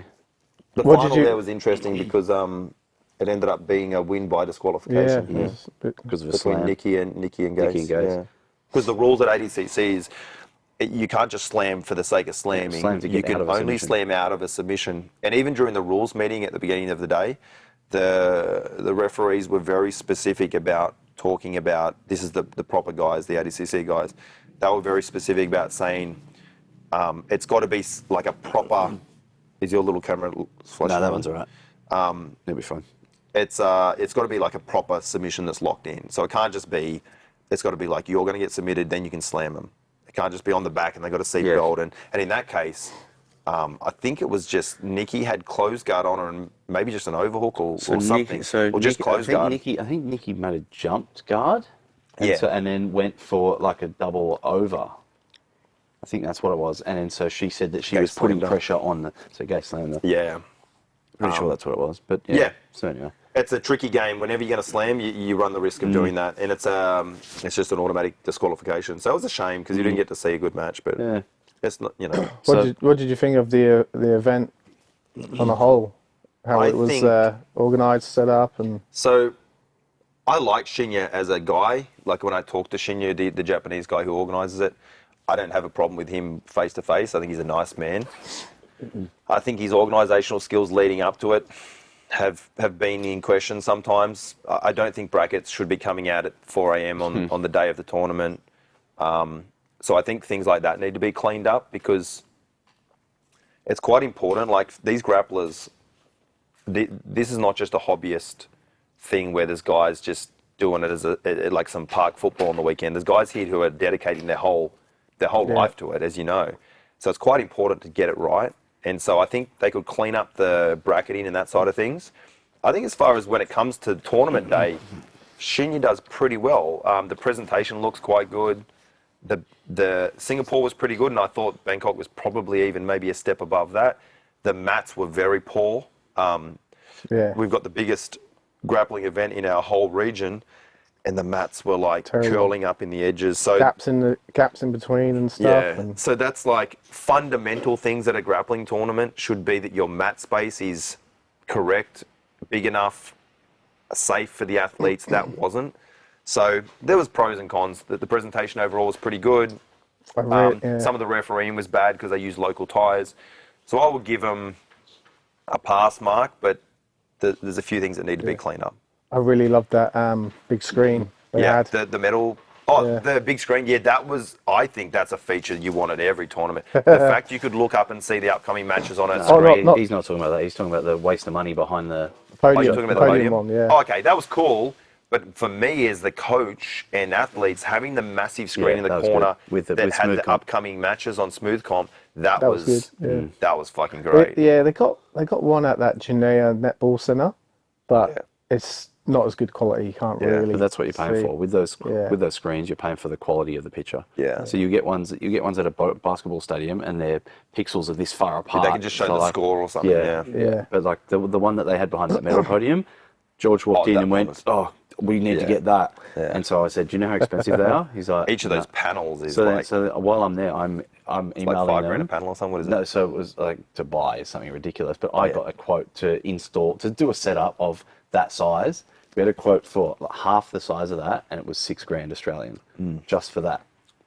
So like theirs was, You got to theirs have was double. It'd be Russian 12 oligarch money for that. Yeah, it We was got like- we got some gypsies here. We'll get one stolen. Yeah, Yeah, we yeah. need some See if food. you can Got steal down. that for us, baby. But yeah, I think the way they ran everything was great. You said Yeah, you it was loved, right. It was run well. you loved having yeah. the judges away from yeah the fight, the athlete side. It always causes me problems having people behind. Like Yeah, no, I agree with that. yeah, and I Yep. really liked how the guys were coming. Totally separated. Yeah. What I didn't like, in the beginning, they were doing a good job of being controlling of to who was Matt's side. And then by midway through the Yeah, day, the Tizer got sick of it. And then you had every Kazakh, like there was a match of his where I'm sitting there and I had the entirety of Kazakhstan sitting next to me.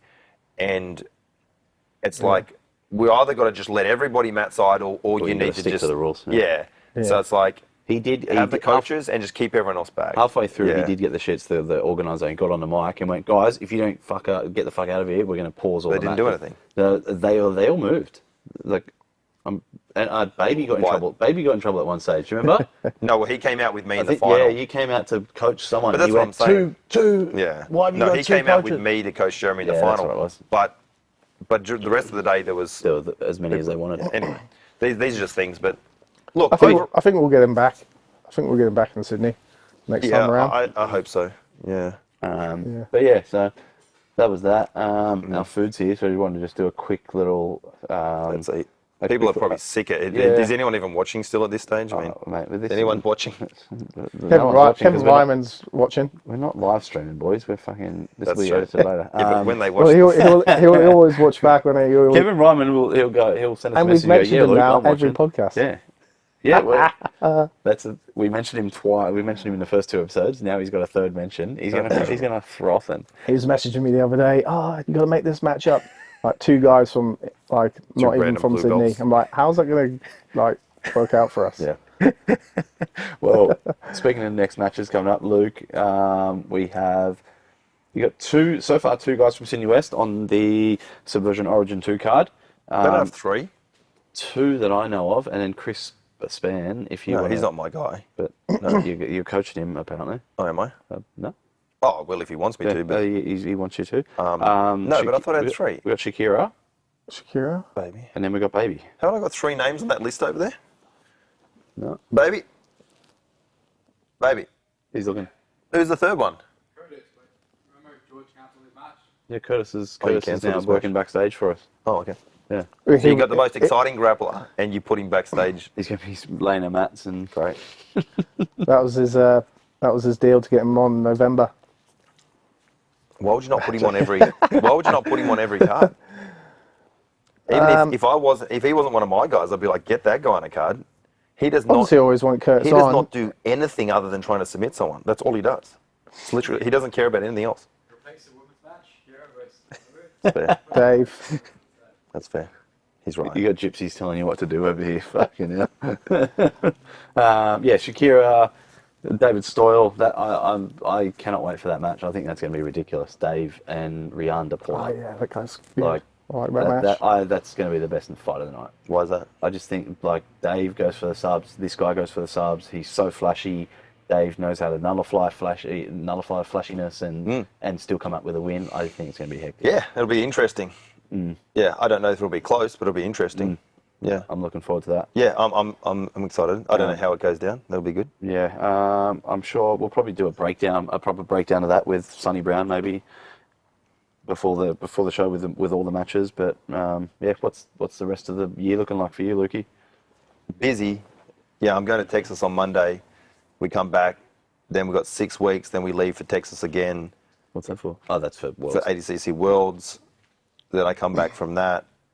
And then after that, there's nothing major. There's no gi Worlds, but I'm not going to be going back for that. If the boys want to go to that, they can go. I basically abstained from IBJJF completely. But a couple of them want to do no gi Worlds, try and get a medal. So Yeah, sweet. we'll do that. But I feel like there's always a lot going on. I feel very busy right now. I've got a few things I'm working on, some online stuff I'm working on. You mean your social your video content? Is that what I'm you- putting out content on YouTube. I'm also trying to execute some type of online coaching program. I get a lot of people like what we do, and a lot of people like the style of grappling. Kind of like what Jake O'Driscoll does, like with the No, Patreon. no, more Sean so Rounds. like if you, a lot of people maybe not know, Marcelo Garcia used to have an online thing where they would film classes, they would do Q&As, they would do rolling rounds, basically like that. So I think there's instructionals out there, everyone does instructionals. I don't think that they're good and bad. Like some people just have them on, they still suck, like it's not useful. Basically my idea is, there's a lot of people who would like to come here, but we're too far away, or they don't even live in Australia, or they live in a different state. And if I could somehow capture in a bottle what we do here to some degree. Put it online and anyone watches it worldwide. So that's what I'm working on at the moment. That's sweet. Yeah. And then we've got November, we've got another Subversion. Looking to get big man Supo on. Just trying to get him an opponent, eh? We're looking. Got to fly one in. Well, you're going to have to step up after Gordon Ryan, so what are you going to Oh, have? mate. Well, nothing can be as big as him, but maybe someone Gordon Ryan's Yeah, well, faced It was or a- facing. well for this one, the upcoming show, we were supposed to get Every grappler won $1 million now. Yeah. Thanks, Craig. I'll just write out fake checks. Just fake checks. Get that blue one up there. Yeah, we were supposed to get Owen Livesley for this event, but unfortunately it didn't come about. But yeah. Well, my guys will always be here ready to go, and Yeah, we yeah, know. I feel like Sydney Jiu-Jitsu is really strong at the moment. Sydney Jiu-Jitsu is on fire, so there's lots of Australian Jiu-Jitsu in general. Well, It's going great. Like I said, Supo, when I walked in here, Supo was keen to fight on this July 20 card. So, mate, see what you can do. Fucking get him on there. I can see what do you think he's thinking about right now? Who's he? Tito. That's what he's thinking. Okay. All right. Now he's thinking of the guy who beat Tito. Yeah, that random blue belt from Singapore, from Bangkok. That's what he's thinking. Yeah, sweet. Well, boys, want to get some food? Yeah, let's see. All right, Lukey, thanks for the your chat. time, mate. Thank you. Thanks for having us. No worries. Catch us this Saturday, or This Saturday. catch What's this Saturday? the breakdown of This pro wrestling show. Oh, what? George, why don't you talk about something? He's not kidding. No, he's not. He's not. Thank you, Lukey. You're welcome.